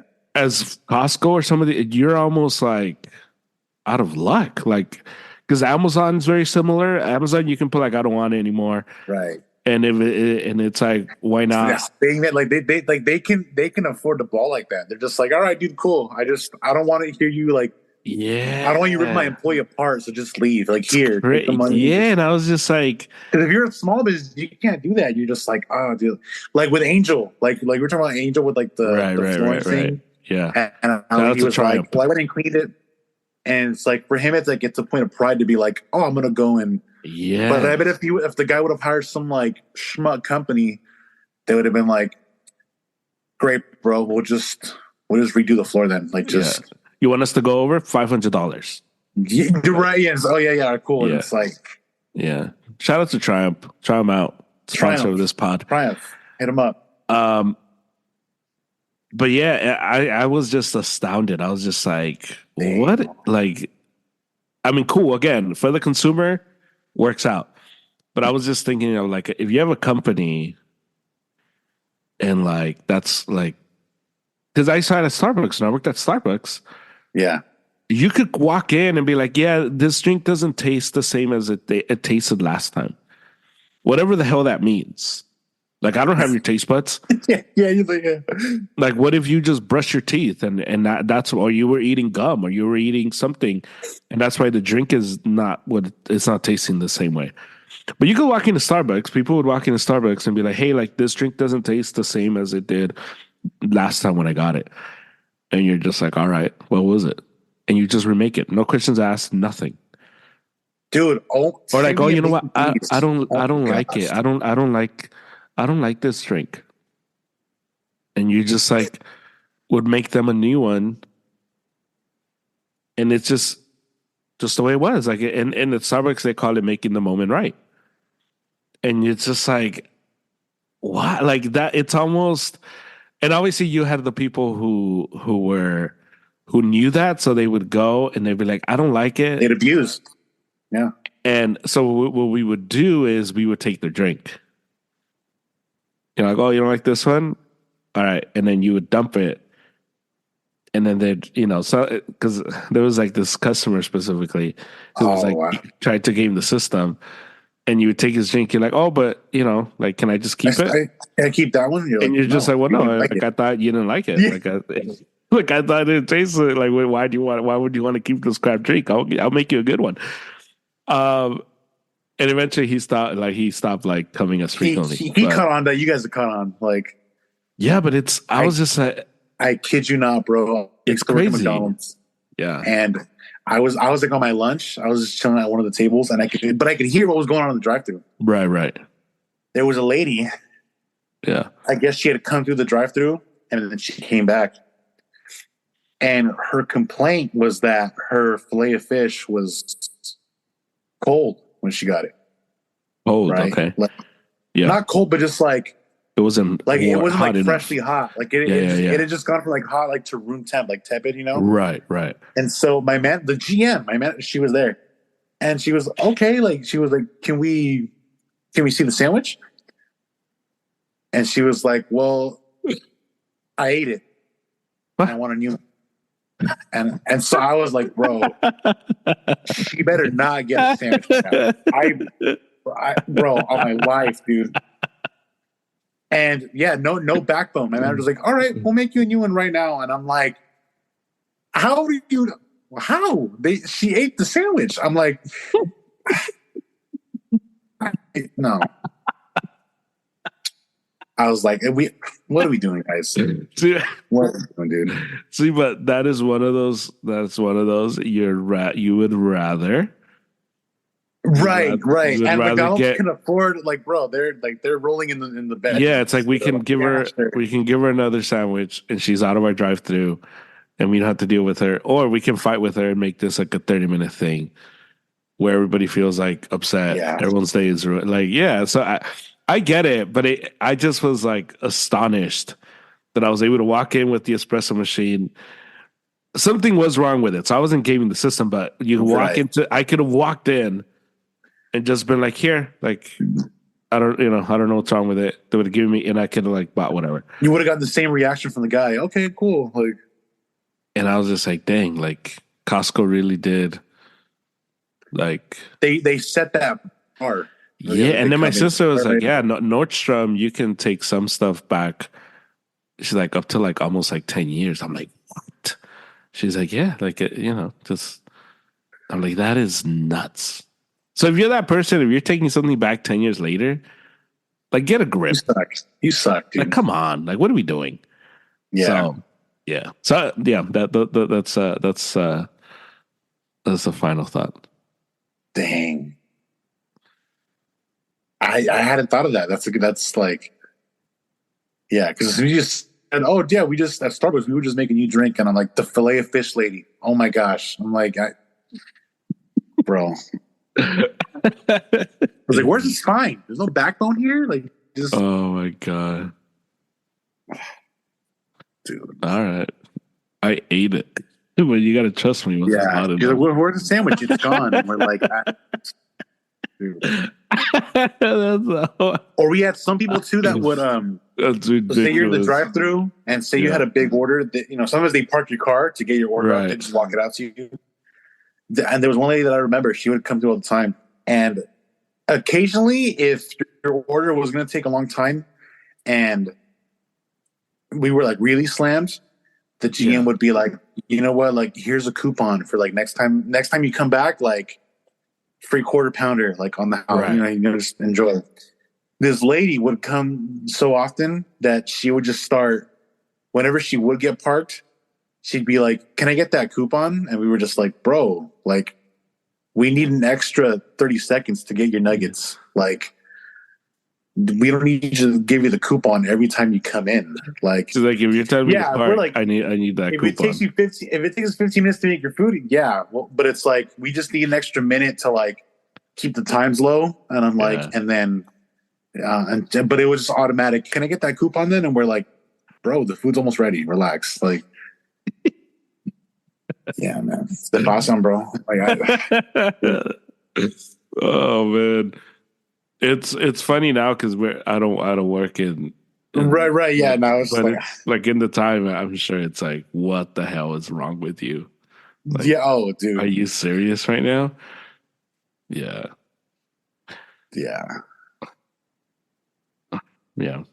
All right. I will talk to you soon.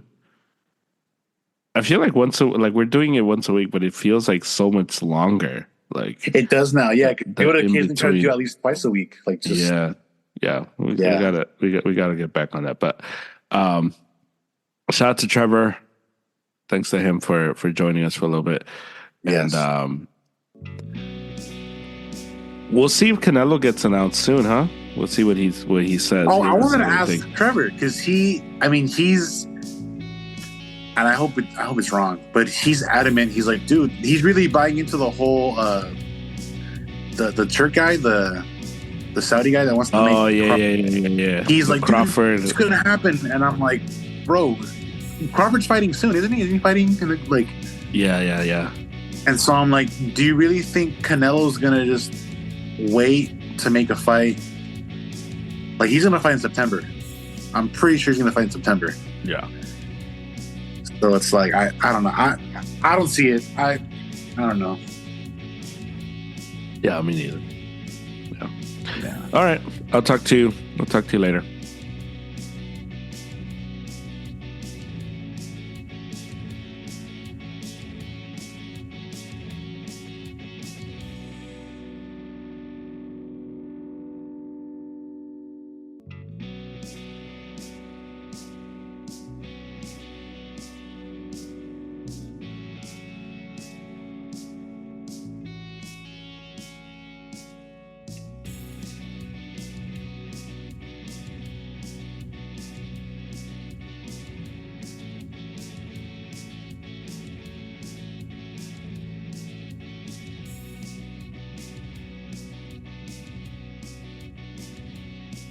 That is the podcast. Thank you to David. Thank you to Angel. Thank you to Trevor. Thank you to Triumph. Thank you. You can follow us on Instagram at Arrows Up, where we are posting constantly. So please check that out. We're going to start posting the final thoughts of every episode. So keep an eye out for that as well. You can subscribe to this episode and listen to this episode and all our episodes anywhere you get your pods. So please rate, review, and subscribe to the Arrows Up podcast. This is German. I will talk to you again on Friday. Thank you so much for listening. Hala Madrid. Let's go Sox. Viva la máquina. Let's go.